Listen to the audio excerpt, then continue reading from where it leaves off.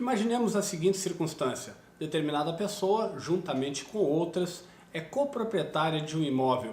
Seria isso possível? É claro que sim. São muitas as situações, as ocasiões em que mais de uma pessoa se constitui como proprietária de um único imóvel. No vídeo de hoje trataremos de uma modalidade de ação em que alguém, pretendendo desvincular-se da condição de coproprietário de um imóvel, não consegue na via extrajudicial e precisa então postular a ação de divisão de terras particulares.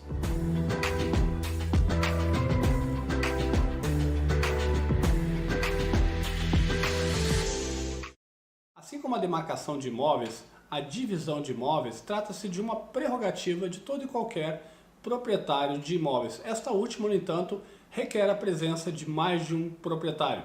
O artigo 1320 do Código Civil prevê que a todo tempo, sim, a todo tempo será lícito ao condômino exigir a divisão da coisa comum. No aspecto prático processual, a ação de divisão se constitui como um procedimento especial vocacionado em favor do condômino a obrigar os consortes a dividir, a extremar os seus quinhões em relação a uma única propriedade.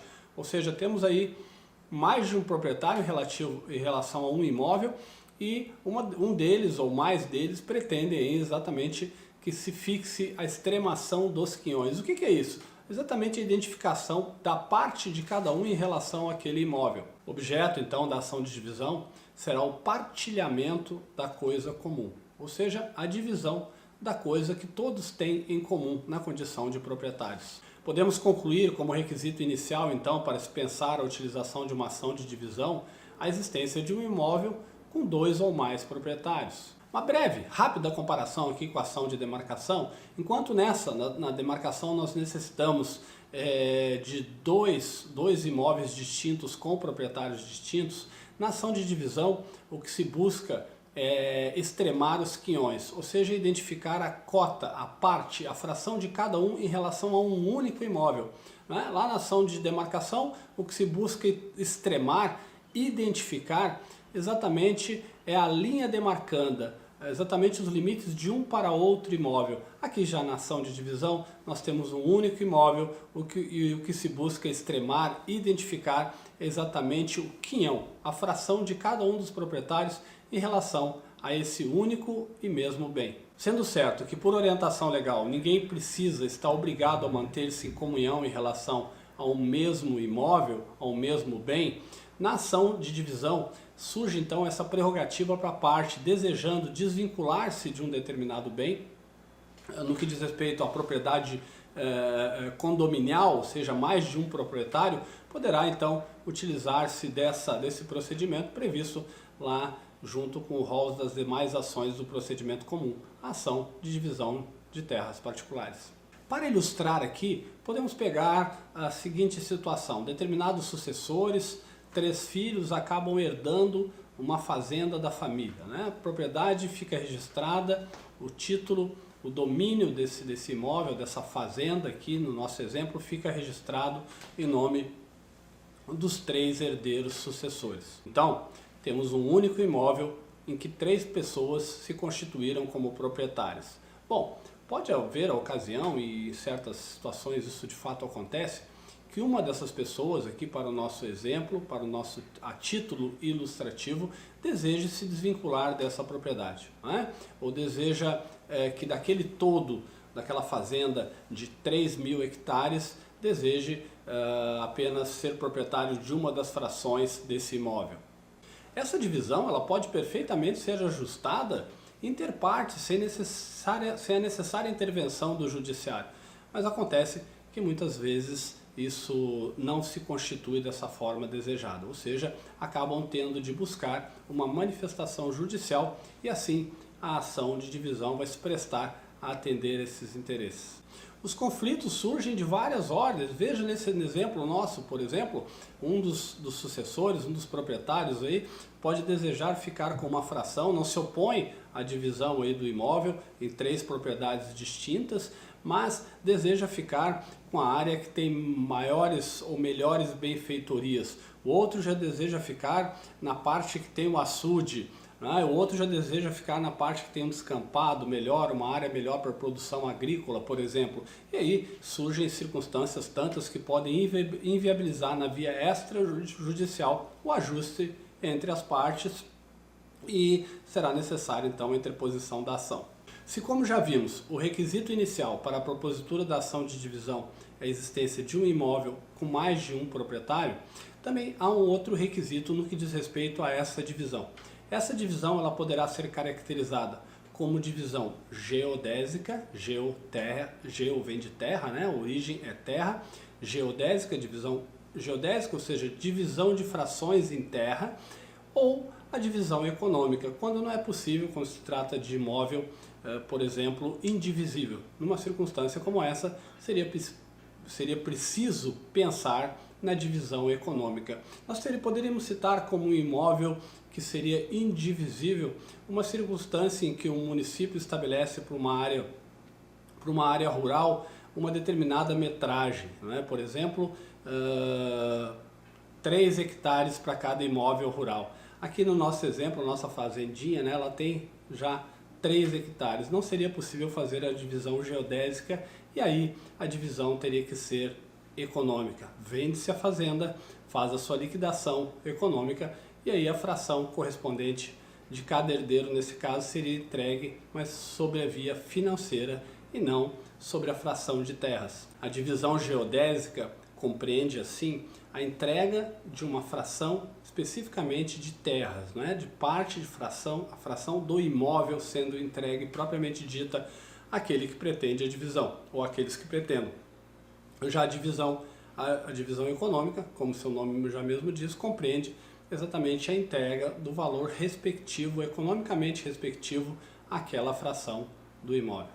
Sendo esta a finalidade, a de colocar fim ao estado condominial, de individuação dos quinhões de cada um em relação à coisa comum, há que se pensar também sobre o bem, o objeto da ação tem que se tratar necessariamente, em um primeiro momento, vamos pensar assim, de um objeto divisível. Se temos um todo e ele precisa ser dividido em 3 partes, que assim o seja, né? Que se torne um objeto divisível. É muito comum pensarmos em bens imóveis e considerarmos ele como divisível ou indivisível a partir de um critério essencial.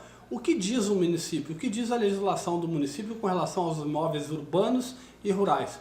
Qual é o limite mínimo? Qual é o tamanho mínimo, melhor dizendo, né, de área para os imóveis urbanos e rurais? Se é possível pensarmos num imóvel como um todo, que dividido entre 3 ou entre 2 ou entre mais pessoas atender a esse requisito de especificação de tamanho mínimo estabelecido pelo município, nós dizemos que o imóvel certamente é um imóvel divisível. De outro modo, será indivisível se não atender a essas especificações da legislação municipal. E aí nós teremos, nesse caso, como já dito, a impossibilidade da divisão geodésica, restando somente possível a divisão econômica do bem. Ainda, em se tratando de bem indivisível, pensemos que esse imóvel possa ser adjudicado por um dos condôminos, né, indenizando os outros e nas partes correspondentes. Quando pensamos no foro competente para processar e julgar a ação de divisão, será sempre o foro competente aquele onde se encontra o imóvel, onde se encontra a coisa. E trata-se aí de foro inderrogável por aspectos que digam respeito à facilitação das provas. Ou seja, as provas são mais facilmente produzidas exatamente no foro onde se encontra a própria coisa. No que diz respeito à legitimidade ativa, poderá propor a ação de divisão qualquer um dos proprietários da coisa em comum, ou seja, qualquer um dos condôminos. E da mesma forma, será réu nessa ação de divisão, necessariamente serão réus os demais condôminos, né, que estão numa outra situação, que eventualmente naquele momento não estão de acordo ou não desejem a divisão da coisa em comum. Ou seja, não estão desejando ou não entraram efetivamente num acordo com relação ao fim do condomínio. Assim como na ação de demarcação, nós temos aqui na ação de divisão 2 sentenças. A primeira, ela vai referir exatamente a viabilidade, vai deferir ou não o recebimento e o processamento da ação de divisão. Nessa primeira fase, antes da sentença, será necessária a realização de uma perícia que vai exatamente promover a identificação dos quinhões de cada um dos proprietários. Após o juiz ter decidido sobre a viabilidade da divisória, da ação de divisão e também ter analisado, obviamente, a prova pericial para essa decisão, que estabelece aí, delimita os quinhões de cada um dos condôminos, surgirá a segunda decisão de mérito, que é exatamente uma ação homologatória no que diz respeito ao auto de divisão, que se fará constar nos autos do processo. Esperamos que essa aula resumo tenha trazido de modo sintético, aliás, como são todas as nossas pretensões, nas nossas aulas resumo dos assuntos do processo civil e das determinadas ações que temos tratado aqui. Esperamos que tenha ficado claro, então, aqui esses aspectos genéricos da ação de divisão. Sobretudo no que diz respeito a tratar-se de uma modalidade de ação pensada pelo legislador para ser utilizada por aquelas pessoas que se encontram na condição de condôminas, coproprietárias de um mesmo imóvel juntamente com outra ou com outras pessoas, em circunstâncias em que pretende exatamente o rompimento desse condomínio, ou seja, deixar de ser coproprietária e, dependendo se o imóvel tratar-se de imóvel divisível, que se torne proprietário de apenas uma fração daquele imóvel que antes era o todo, né? Ou se tratar de imóvel indivisível, que se promova então a divisão econômica e não geodésica, em que vai se apurar o valor do imóvel. Esse imóvel será vendido se não for adjudicado por um dos interessados, um dos condôminos, pagando a fração aos demais, que se faça então a venda, a alienação do imóvel e aí sim se distribua economicamente a fração, a parte de cada um nesse imóvel. Bons estudos e até a nossa próxima aula resumo.